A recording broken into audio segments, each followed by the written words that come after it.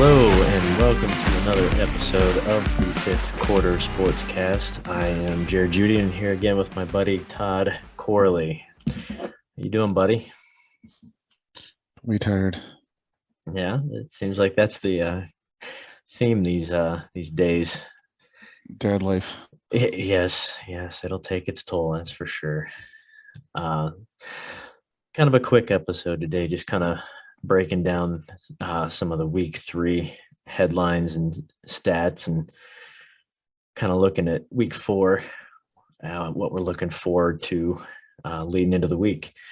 But to start out, we'll do a little something.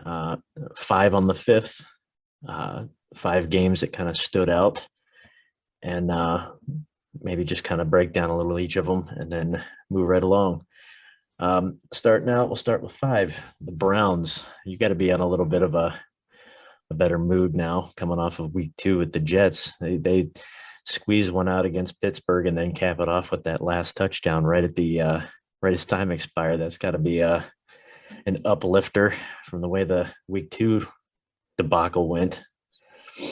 Yeah, the Browns didn't need it, but it didn't hurt my fantasy football team. Having the Browns defense, a little +8 at the end of the game to give me a little boost was nice.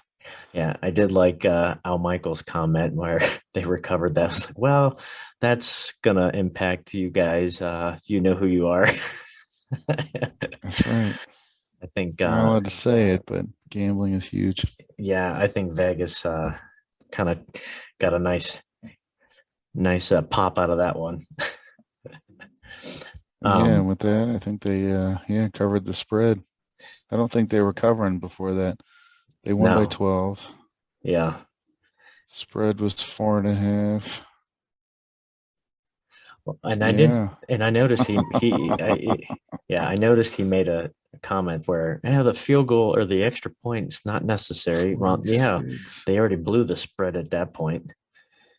That was just icing on the cake for them, but it kind of put a lot of things in jeopardy, that's for sure. Yeah, Browns were favored by 4.5. Covered that. Yeah, I mean, let's be honest. Pitt is not the same team. You got Mitch Trubisky, who, let's be honest, he struggles. He's struggling. Mason Rudolph's still there. I know Tomlin said he's not anticipating throwing Kenny Pickett in there. He wants to ride out Mitch, but Mitch isn't the future.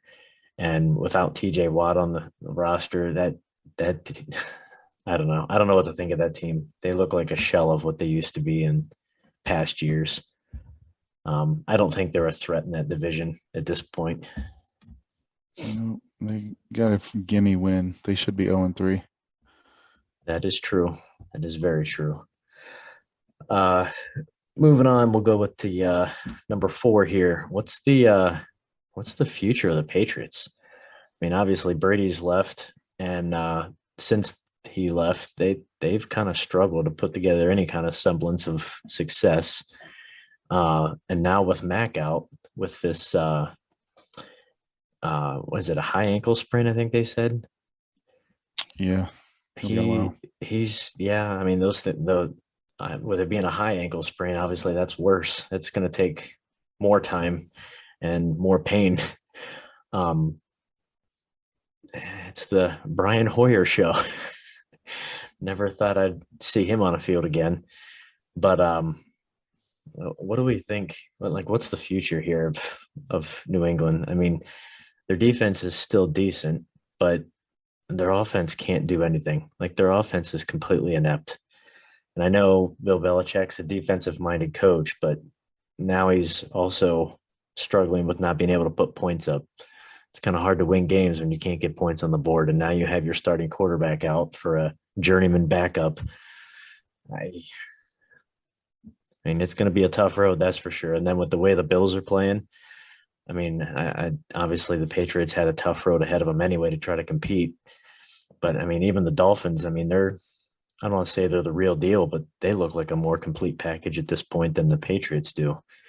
And the Jets, the Jets are the Jets, but I don't know. I think Jets are getting Zach Wilson back this week. Oh, baby.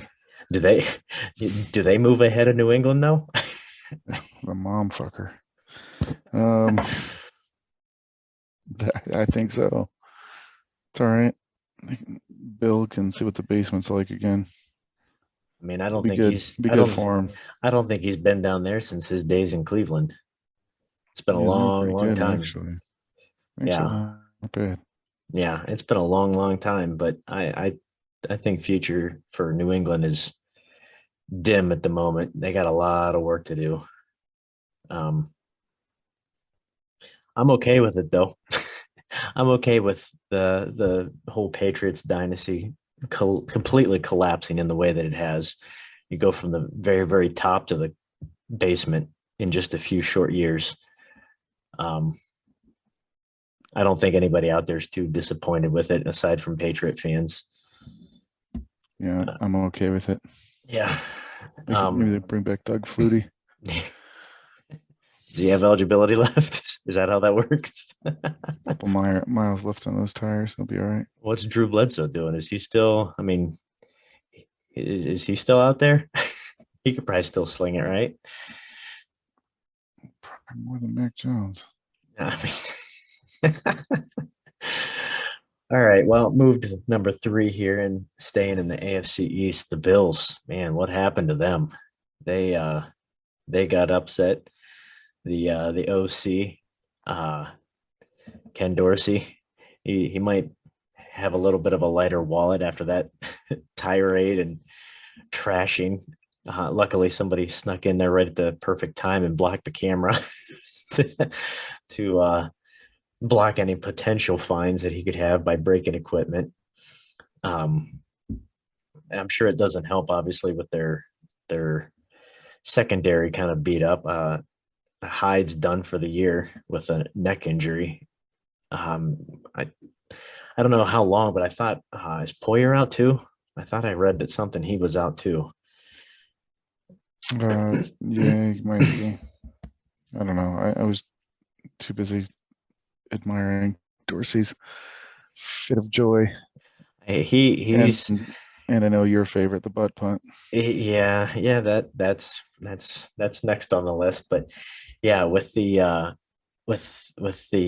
Dorsey meltdown, I think he's going to be the perfect meme caption for quite some time.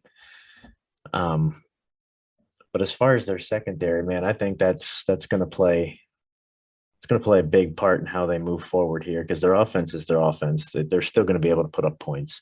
They're still not going to have an issue with that. I mean, Josh Allen is still Josh Allen. Um, but that defense on the secondary, if those guys are gone for any amount of time, that's going to put some strain on them because that's a tough defense. And those are two staples of it.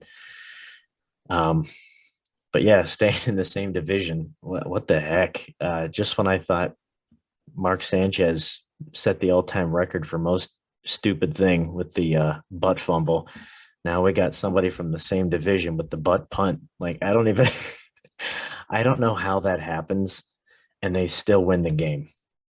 Like that's mind-boggling to me to say the least.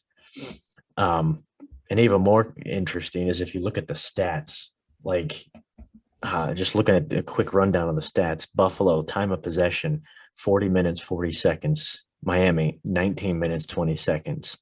First downs, Buffalo, 31. Miami, 15. Total yards, Buffalo, 497 to Miami's 212. Offensive plays for Buffalo, 90 to Miami's 39. Buffalo has one punt. Miami, five, one of them that went right up the rear of the personal protector. How do you lose that game?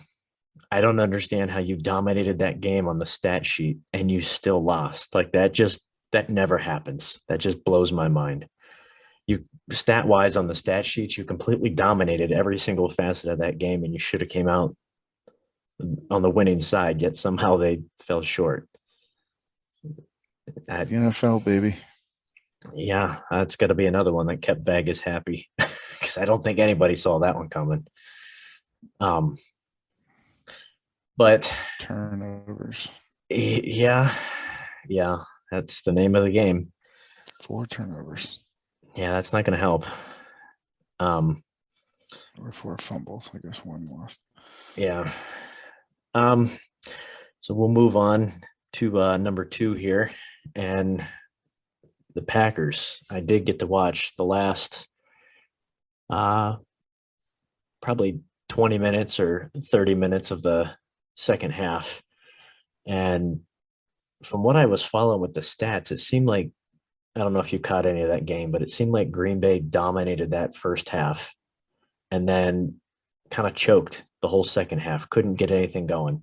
And it seemed like Tampa Bay choked the whole first half and then came on strong in the second half to make it close. Like, I don't know what happened there. I did see a notification that, was it Aaron Jones?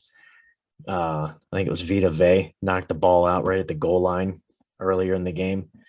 I mean, that's something they've struggled for, God, I don't even know how long, trying to convert those short downs right on the goal line. And then you end up having to settle for field goals. And let's be honest, in games like that, field goals loses games.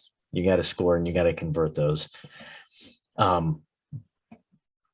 But it almost kind of seems like, just judging by the score and judging by the stats, that they kind of started playing conservative and didn't adjust. But from what I took from that game is, Tom Brady's Tom Brady. And if you leave any amount of life left for him to try to squeeze one out, he's going to do it. You couldn't convert on third down the whole second half. You couldn't get your you couldn't get your defense off the field, and you left them in the game, and it came down literally to the last seconds. But the thing that blows me away is Brady's been in this league for what, 75 years, it feels like. I feel like he was one of the originators. How do you get so many delay of games in that last drive? Yeah, I was going to ask you about that. I don't quite understand that.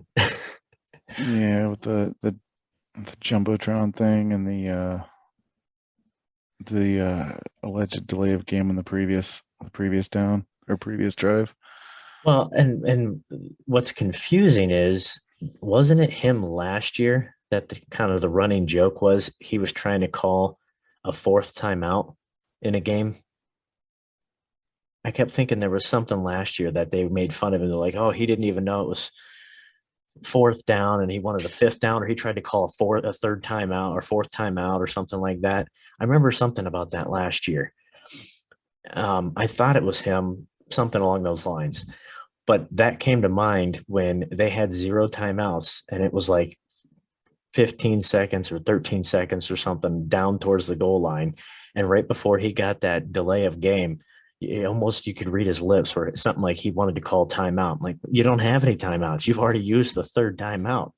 Like, So I was reading something about there was a discrepancy between the play clocks that were listed in 2 different areas of the stadium, where one said 25 seconds and the other one said 20 seconds, to where he thought he had an extra 5 seconds, is what it sounded like they were alluding to. And I know the whole Aaron Rodgers thing, when he was talking about watching on the Jumbotron and how the time actually ran out on the previous drive. maybe That that's made why. it sound like Aaron Rodgers told the staff or whoever, they alerted the refs to say, hey, keep an eye on him. He's going to take it down below. That clock's going to get to 0 before they snap it. Yeah. And ultimately, that's what happened. And technically, it shouldn't have been that close. Yeah. Well, maybe that's what happened.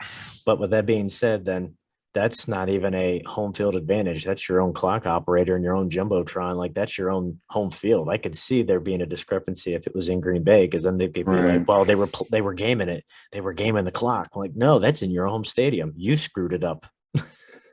You guys couldn't even get on the same page.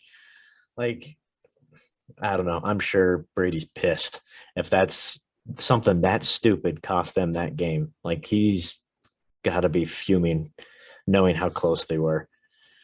But even though, I remember we were sitting at a brewery down in North Carolina, and we were watching the last part of that. And I remember just counting the seconds down, and The family was like, all right, it's time to go. No, it's not time to go yet because we still have time on the clock. Anything can happen. Right as soon as they tip that 2 point conversion away, all right, well, the game's over. No, there's still an onside kick. I've seen this show before. I've seen the 28-3 Super Bowl. I've seen crazier things happen. If they recover that football, they're just one play away from kicking a field goal and spiking the ball and going and winning by one. Like I've seen that happen too many times. But from what I've seen as far as stats and highlights, that game shouldn't have been that close because if that Aaron Jones touchdown would have went in, it would have not mattered anyway. But again, it's Brady, so I'm okay with it. But Tampa Bay and that Brady in general, that team does not look anywhere near as threatening as they have been in the past. I don't know. Gronk. I don't know if it's because We need the Gronk's big out. guy. We need the Well, big guy. I think they're missing a lot of weapons, obviously. I mean, Gronk's not there, so he doesn't have that safety valve. He also doesn't have Evans was out for that game, so I know a lot of people are going to poke at that, like, oh, he was missing all of his receivers because Godwin was out, I believe, that game. Evans was suspended. Gronk was out, or not with the team. And then did that left tackle? I think he was out too, or did he play? I don't know. He was probably shacking up with Giselle. Keeping her company. That's right. But regardless, if anybody has, my response to everybody that would say, "Oh, Brady didn't have any of his receivers." Green Bay didn't either. They didn't have Yeah. Devontae Adams. You had Alan Lazard, a rookie receiver, another rookie receiver. You had a guy in his late 30s with Randall Cobb, and then Sammy Watkins gave us a very tough 2 games this year, and he's on the IR already. So it's not like Green Bay had their stellar squad either. Um, but yeah, hey, they get out of there with a win, so it's the NFL. Take the win and move on. Um, the last one here, number one, it's probably got to be the biggest shocker, I think. Kansas City getting upset by Indianapolis. Now, granted, Kansas City's Kansas City. They're a powerhouse just like the Bills. But the thing that was most shocking is they got beat by the Colts, who just got smacked around and shut out the previous week by Jacksonville. Like Jacksonville made them look like a preschool team. And then they came in and beat the Chiefs. Like that was, I don't know. I was dumbfounded when I saw that. Any given Sunday. I mean, apparently.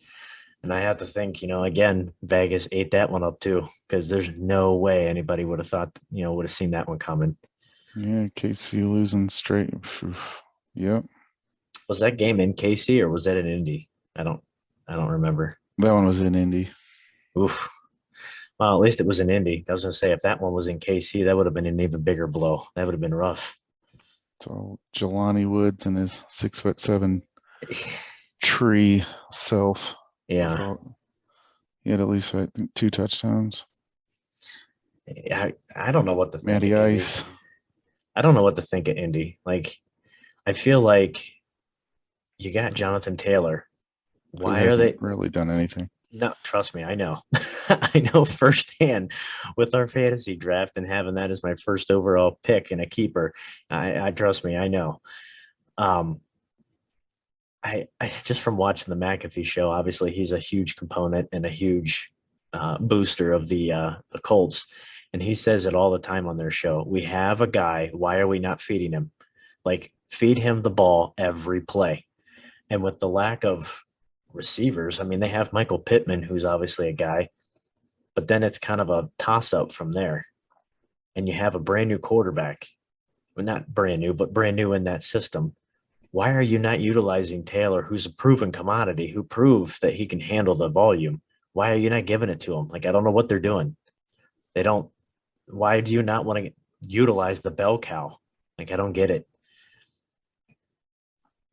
Yeah, I mean, he actually, I think, looking at the stat line there with his 21 touches, 21 rushes, 24 actually touches if you count his 3 receptions. But I don't know. He hasn't been able to get it going. Not like last year, although, and I haven't watched enough indie games. Maybe defenses are stacking the box for him. Well, and I Can actually know, take them out. well, and I know they had some injuries early on. I think Quentin Nelson was kind of beat up in preseason, and I think they had some other issues along the line where some guys were kind of beat up. So I don't know if that's an issue. That's kind of they don't have the line, the full, the full number ones all on the line at the same time. But then again, it's the NFL. You're not going to have all of your ones all on the field at the same time. I mean, very, very rarely. Um, I think it was, what was it, last year or a couple years ago?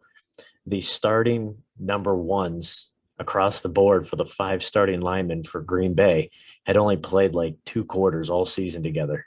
And it was just a revolving door. So, I mean, that's kind of what it is. Um, as That's far it, as the man. NFL, like you draft and you sign guys free agency and waivers for depth because you have to anticipate people are going to get hurt and it's next man up. I mean, that's the name. That's the game in the league. I mean, that's what it is. Um, but yeah, I'm just kind of shocked that he's not had near as much production as he has last year. Um, I'm hoping for my purpose that that turns around because obviously it'll benefit me. But just seeing how much his production has dropped, obviously I'd like to see him be more prevalent. Um, moving on, um, hit a couple high points here as far as tipping point Tuesdays. What do you think about as far as the undefeated teams as of right now? You got Philly in the NFC, and obviously we're recording this on Thursday, so the Miami and Bengals game had just ended, so there is no more Dolphins undefeated, but it's Philly, and that's it on top. I, are they the real deal, or do you think they just haven't met a tough opponent yet? I think they're the real deal. I think they're going to be all right. Jalen Hurts. I told you. I said last week. Homeboy's been hitting the weights. He's got that attitude. He's confident. He's got AJ Brown. Devontae Smith actually showed up this past week. Yeah, The running game looks tough. Their defense is stout. their defense Honestly, is unbelievable. Like I don't remember the last time they've had a defense that dominating. Like I mean, Slay is he's all over the field. Like he's dominating that defense. Um, honestly, I think their defense is great. The receiver core, if Devontae can stay, if he can stay more consistent, I mean, they got a lot of offensive weapons. Jalen Hurts is unreal. The only downside I think that I would have questions on is their run game, uh, just solely because it seems like it's the most inconsistent part of their whole game. But with that being said, if you got somebody like Jalen Hurts, I mean, is it as much of a threat? I mean, let's be honest. Look at the Ravens.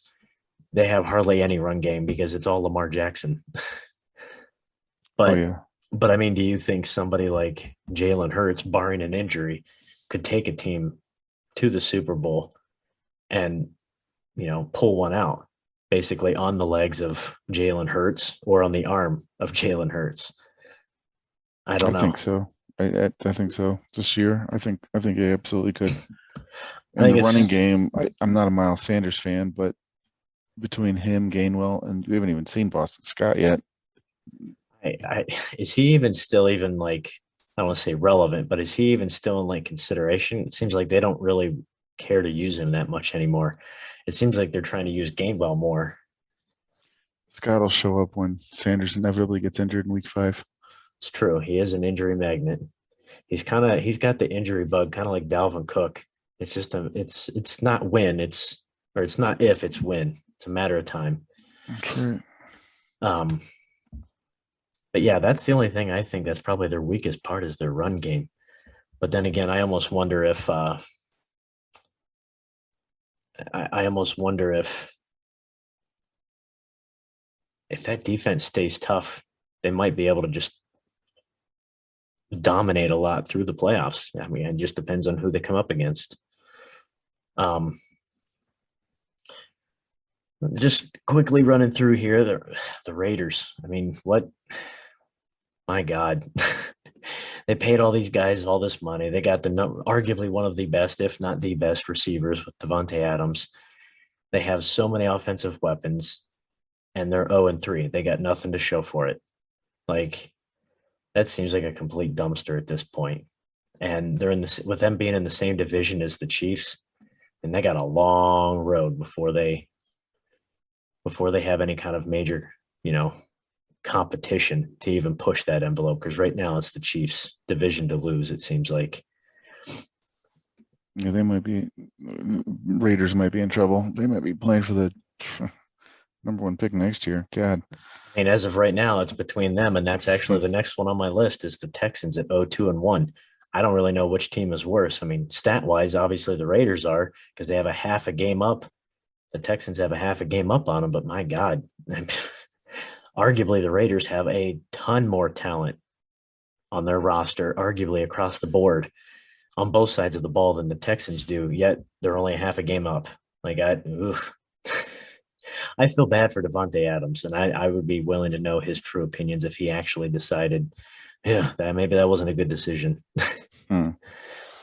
In The thing that hindsight, the thing I don't like about the Raiders situation is their division, because I mean the Chiefs they're just loaded and they're confident and they are who they are.